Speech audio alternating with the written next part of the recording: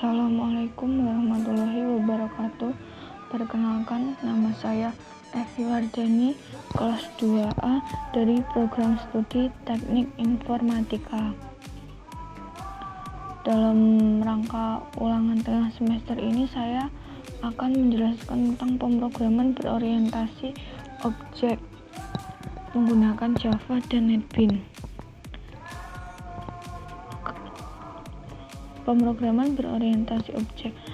Apa sih itu pemrograman berorientasi objek? Pemrograman berorientasi objek merupakan pemrograman di mana semua data maupun fungsi didefinisikan ke dalam beberapa kelas atau objek yang tujuannya yaitu saling bekerja sama untuk memecahkan suatu masalah. Jadi PBO ini digunakan untuk memecahkan suatu masalah. PBO ini dapat menggunakan bahasa selain Java yaitu PHP, Python, Ruby, C++, Delphi, Net, Perl, dan lainnya. Tidak hanya Java, saya juga menggunakan NetBeans untuk pendukung dari Java. Konsep dasar dalam PBO ini yaitu ada 5. Yang pertama kelas, kedua objek, ketiga atribut, keempat metode, dan kelima inheritance. Sebenarnya masih ada construction dan enkapsulasi, tetapi dalam kuis yang sudah saya kerjakan saya hanya menyertakan 5 konsep dasar berikut. Jadi enkapsulasi dan construction tidak saya jelaskan di sini. Sebelum masuk ke konsep dasar, saya jelaskan terlebih dahulu apa itu Java dan apa itu NetBeans. Java ini merupakan bahasa pemrograman yang berorientasi objek dan dapat dijalankan pada segala jenis sistem operasi. Sedangkan NetBeans disebut sebagai platform of modular component, yaitu sebuah software yang digunakan untuk mengembangkan aplikasi Java yang bersifat open source. Jadi kemudian Java dan NetBeans ini sifatnya bisa dijalankan atau di-run pada segala jenis sistem operasi. Contohnya Windows, Linux, Macintosh itu bisa menggunakan Java. NetBeans yang bersifat open source ini merupakan NetBeans yang tidak berbayar, jadi open source free. Langsung saja masuk ke konsep dasar yaitu kelas. Kelas digunakan untuk mencetak suatu objek. Kelas juga bisa disebut rancangan konsep dasar dari sebuah pemrograman. Jadi kelas ini merupakan rancangan atau gambaran kerangka mengenai kerangka untuk mencetak suatu objek, itu disebut kelas. Kelas cetakan biasanya, cetakan bahasa familiarnya atau template.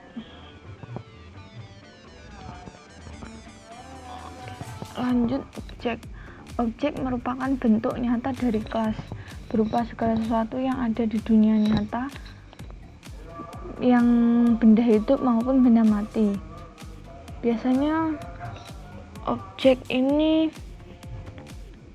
di dalamnya ada variabel yang berhubungan satu sama lain. Jadi variabel dan metode yang berhubungan satu sama lain itu berada di dalam objek. Contoh kelas buah, objeknya buahku, buahnya buah kita. Yang penting nama objek ini tidak sama dengan kelas, boleh sama tapi dibedakan untuk penggunaan huruf besar dan huruf kecilnya. Lanjut, atribut. Apa sih atribut? Atribut itu variabel,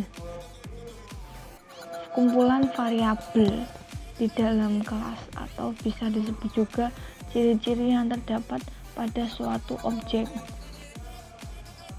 Jadi atribut ini dideklarasikan di dalam sebuah kelas, tetapi tidak berada di dalam fungsi atau metode dari suatu kelas.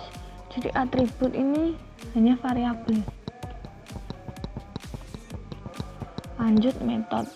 Metode ini metode yang berupa kumpulan pernyataan yang dikelompokkan bersama-sama untuk melakukan operasi. Kita dapat memanggil metode itu sebanyak yang diperlukan. Jadi metode ini merupakan fungsi yang ada di dalam kelas. Dalam pemrograman objek, metode dapat menyimpan state dalam variabel dan mengimplementasikan behaviornya menggunakan metode. Jadi kita dapat memanggil metode sebanyak-banyaknya, sebanyak yang diperlukan.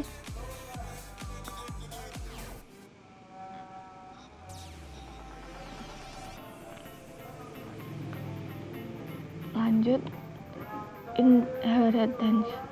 Inheritance ini adalah penurunan atau warisan. Inherited ini warisan dari kelas induk atau biasa disebut kelas induk yang mewariskan beberapa sifatnya ke kelas anak. Tujuan dibuatnya itu agar dapat membangun kelas baru yang didasarkan pada kelas yang ada atau kelas induk yang sudah dibuat tadi. Selain itu, kita juga bisa menambahkan metode baru pada kelas anak. Metode baru bisa ditambahkan pada kelas anak, atau atribut baru juga bisa ditambahkan pada kelas anak. Biasanya pewarisan ini atau inheritance ini menggunakan kata extend yang berarti warisan. Lanjut, penjelasan pada kuis. Jadi ini merupakan kuis yang sudah saya kerjakan sebelum ulangan tengah semester ini. Berikut penjelasannya. Public kelas karyawan ini merupakan kelas induk yang saya buat, yang berisi atribut nama lengkap, jenis kelamin, dan alamat.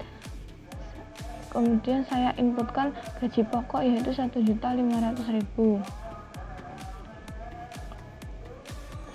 Saya membuat metode kelas karyawan dengan nama info pegawai yang berisi nama lengkap, jenis kelamin, gaji pokok, dan alamat.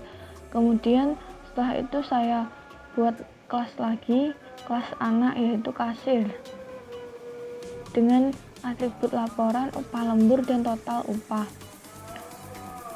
Kemudian metode dalam kelas anak ini saya buat namanya info kasir yang berisi jumlah hari lembur, upah lembur, dan gaji total.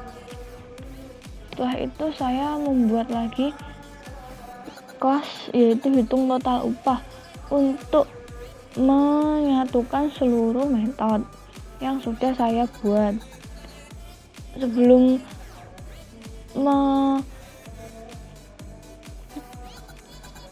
memanggil metode, haruslah kita membuat objek terlebih dahulu, yaitu objek pada kelas induk yaitu karyawan, KYW sama dengan new karyawan.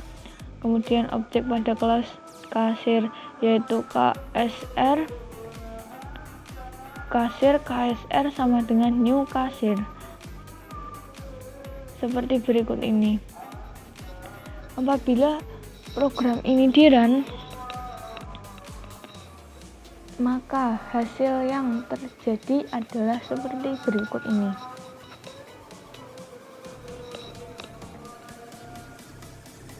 Nah, seperti itulah penjelasan yang saya berikan. Mohon maaf apabila ada kesalahan yang disengaja maupun tidak disengaja. Terima kasih. Wassalamualaikum warahmatullahi wabarakatuh.